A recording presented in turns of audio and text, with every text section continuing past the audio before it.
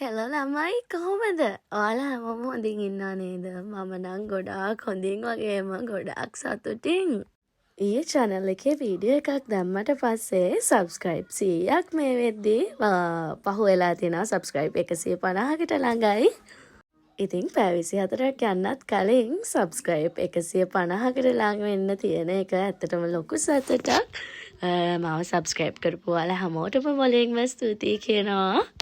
එහෙනම් අද බලමු මෙන්න මෙහෙම රසට පෙනුමට කොහොමද රසම රස චිකන් කරි එකක් අපි හදන්නේ කියලා.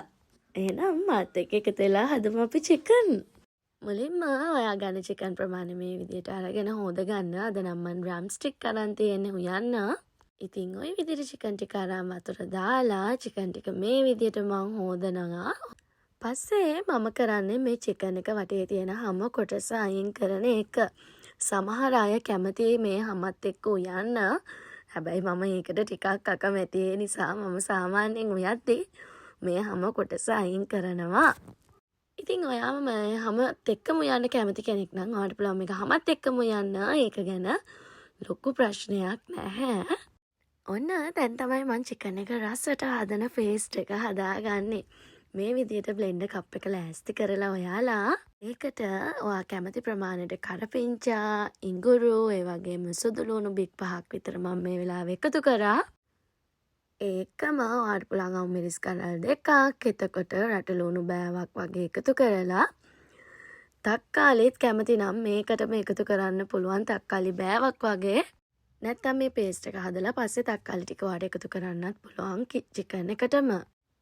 ඊට පස්සේ මම කරන්නේ මේකට එන්සල් කරල් 5 කරාබ්නෙට් 3ක් වගේ එකතු කරලා මේ විදියට පේස්ට් එකක් හදාගන්නයි හදන්නේ. මෙහෙම පේස්ට් එකක් හදපුවම කරපිංච අමු මිරිස් වගේ දේවල් අපිට කැවෙනවා. සාමාන්‍යයෙන් අපි කද්දි කරන්නේ ওই කරපිංච රම්පේ වගේ දේවල් බත් එකේ පැත්තකින් තියෙන එකනේ. ඉතින් මේ විදියට හදපුවම ඔයාට ඒ ඔක්කොම ඔයාගේ බඩට තමයි යන්නේ.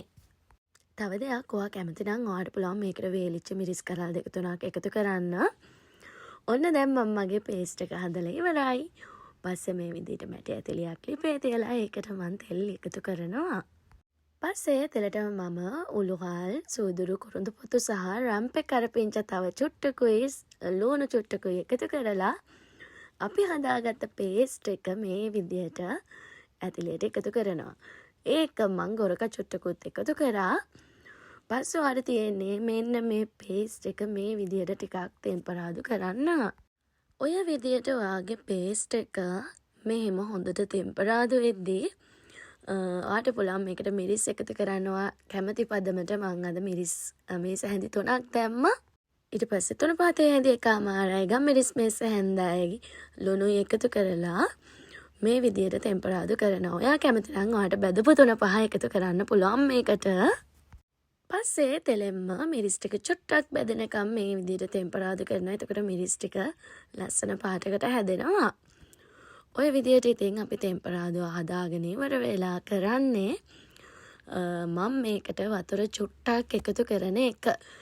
එකතු කරලා පොඩි පේස්ට් එකක් වගේ වෙන්නේ. කියන්නේ පොඩක් දියට චිකන් වල ගෑවෙන්න පුළුවන් ප්‍රමාණයට මේ පේස්ට් එක හදා ගන්නවා. පස්සේ ඔයාලට තියෙන්නේ වගේ චිකන් ටික මේ පේස්ට් එකට එකතු කරලා හොඳට කලවම් කරන්න. හැම චිකන් කෑල්ලකම වැදෙන විදියට මේ විදියට කලවම් කරන්න තමා තියෙන්නේ. ඔයාලට දැන් පේනවා ඇති මම හැම කෑල්ලකම වැදෙන චිකන් ටික කලවම් කරා. ඔය තියෙන්නේ ඉතින් මම කලවම් කරලා විනාඩි 2-3ක් මේ විදියට තියෙනවා පියන වහලා. මං සාමාන්‍යයෙන් චිකන් උයද්දී පළවෙනි විනාඩි 10ම චිකන් එකේම වතුරෙන් චිකන් එක හැදෙන්න තමා තියන්නේ. මොකද චිකන් වල ටිකක් වතුර උනන ගතිය වැඩි නිසා එකපාර මම වතුර එකතු කරන්නේ නැහැ. චිකන් එකෙන් එළියට එන වතුර ටිකෙන් උයලා ඉවර වෙලා පස්සේ වතුර කෝප්ප කාලක් වගේ දාලා තමා චිකන් එක උයා ගන්න. ඔයාට දැන් පේනවා මගේ චිකන් එක හොඳට උතුරනවා. පස්සේ ඔයාට තියෙන්නේ ඔයා කැමති ගානකට මේ චිකන් එක හිඳ ගන්න. මන් දැන් ලිප වහලා තියෙන්නේ. ඔයා චිකන් වලට පොල් කිරි එකතු කරන කෙනෙක් නම් ඔයාට පුළුවන් පොල් කිරිත් එකතු කරන්න. හැබැයි මේ විදිහට චිකන් හදපුවම මේක දවස් 2ක් විතර තියාගෙන කන්න පුළුවන්. ඉතින් ඔය විදිහට තමා මගේ රසම රස චිකන් කරි එක මං හදන්නේ. ඔයා මේ විදිහට චිකන් එකක් හැදුවොත් ආයේ කවදාවත් වෙන ක්‍රමයකට චිකන් හදන එකක් නෑ. මොකද මේ චිකන් එක පුදුම රසක්. ඒ වගේම අපේ හැම කුළු බඩුවකම රස හොඳටම දැනෙනවා මේ චිකන් එකේ. මොකද අපි පේස්ට් එකක් හදලා ගන්න නිසා. ඒ වගේම හොඳ ග්‍රේවි එකකුත් තියෙනවා. ඉතින් ගොඩක් අය මගෙන් හැමදාම ඇහුවේ අක්කේවා කොහොමද මෙච්චර රසට ලස්සනට පෙනුමට චිකන් හදන්නේ කියලා. ඉතින් ඔන්න මං අද ඔයාට කියා දුන්නා රසවත් චිකන් රෙසිපි එකක්. ඉතින් ඔත් මේ වීඩියෝ එකට කැමති නම් වීඩියෝ එකට ලයික් කරලා කමෙන්ට් කරලා ඔයාගේ යාළුවොත් එක්ක ෂෙයා කරගන්න. එහෙනම් හැමදාම වගේ මගේ වීඩියෝ වලට ලයික් කමෙන්ට් කරන ඔයාට ගොඩාක් ස්තුතියි. ආයෙත් රස රෙසිපි එකක් අරන් එනකන් ඔයාලා හැමෝම සතුටින් පරිස්සමෙන් ඉන්න. හැමෝටම සුබ දවසක්. ටටා.